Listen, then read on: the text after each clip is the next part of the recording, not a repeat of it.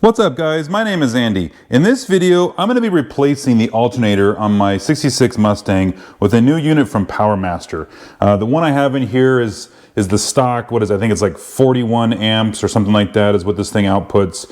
And actually for my car right now, that is sufficient because I don't have a radio in the car. There's no radio in there. And then the heater isn't plugged in and working, so it's not drawing anything. So really, I have real minimal amperage draw right now, so the alternator that I have, the output is fine for my current situation, but I would like to add things down the road. One of them being, I do think I want to go to electric fan setup, and those can be pretty hoggy on amperage. So again, this may be fine for that, but as I go on and progress with this motor and this build, I'm going to probably add more electrical stuff that's going to have a larger draw on the battery, and I'm going to want an alternator that can keep up with that demand.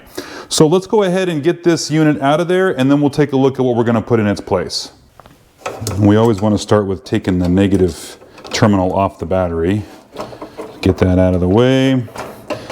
And then from here, let's go after the bolt. It's going to take a 9/16 socket to do the bolt that allows the adjustment, the pivot of the alternator on the bracket below, and then this is a 5/8 here.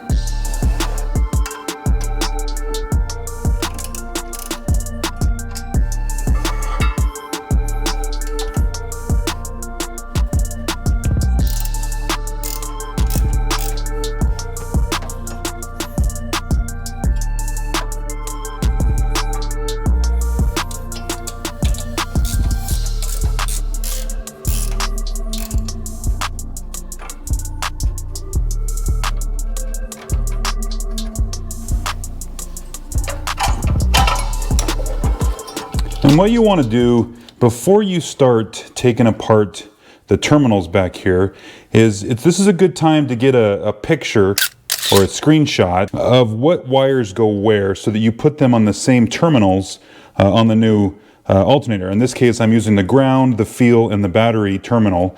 And these are color coded. This is got that red cap on it, gray cap, no cap. I think I can memorize which ones go where, but for some of you that are not familiar with this stuff, again, taking a picture will make it really easy to make sure you've got the new terminals connected correctly. So this first one I'm doing is just the negative terminal, or I'm sorry, the ground terminal. Then this is the field terminal, and then the battery terminal.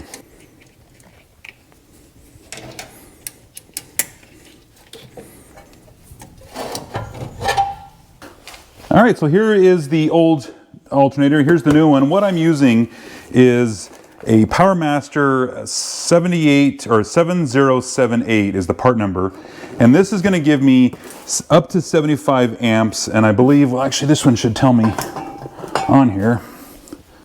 No, it's kind of hard to read. The sticker is all worn off. It's kind of hard to read it, so I can't tell what this thing had before.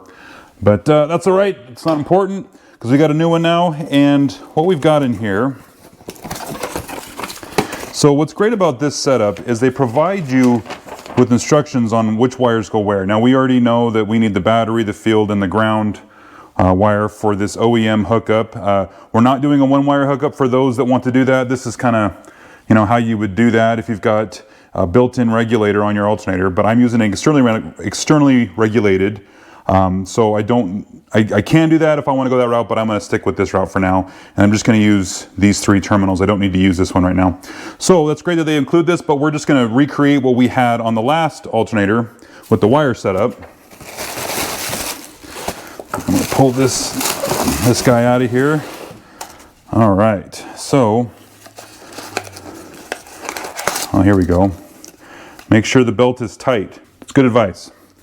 So here is the new alternator. Let's get this out of here. And what I do, another thing I like about this is they give you, this person on this date, made sure that this thing will do 62 amps at idle, 75 amps at cruise, and 91 amps at top end, which is fantastic. That exceeds what I'm looking for out of this alternator.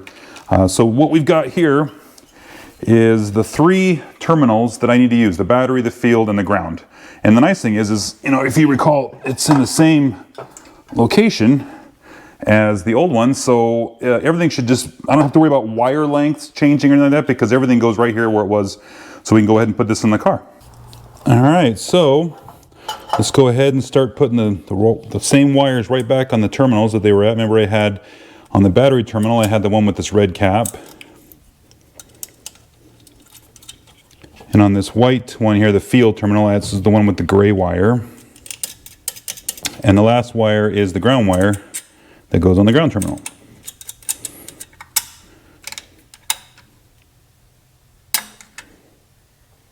And don't forget to slip these little boots back over the terminals just to protect them from arcing against anything.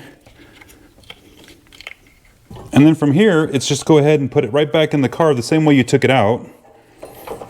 Now I did notice that in this one, the location of this wiring relative to this upper mount that goes here in the top of the head, these are in a different spot. So you'll want to double check that the length of the wires and everything still reaches where it needs to go.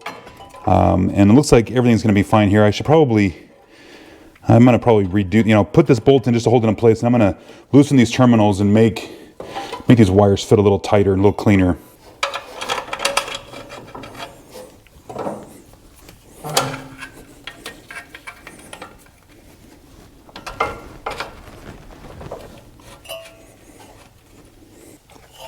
There.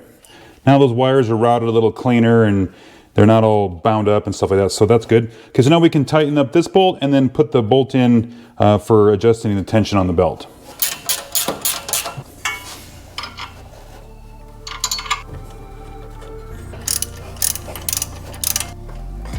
And if you use kind of just a long screwdriver, you can just kind of get in between, the water pump and the alternator. Just put some tension on that belt.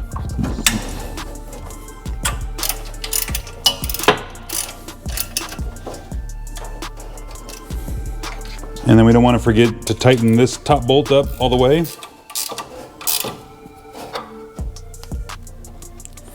All right, that's tight. The belt is tight. Those are tight. All right, and the last thing to do to wrap this up is just put the ground terminal back on here, and we'll tighten up this nut on here. And that's it. So guys, that's how you do an alternator in your car. Again, the biggest thing is just to make sure your wiring on the back there matches, from your old one to your new one. And that's assuming that your wiring is in the right spot to begin with. But, and then you just need a couple of sockets and you're done. 5/8 here, 9/16 there. And I had a 5/32 and a 7/16 wrench that I use in the back of there. So I think you guys could do that. It's pretty simple, pretty easy upgrade. And then now I've got additional amperage capacity when I add additional electrical components down the road. So we're set. So guys, if you liked the video, give me a thumbs up. And if you subscribe, I appreciate it because it helps my channel out. And we'll see you in the next one.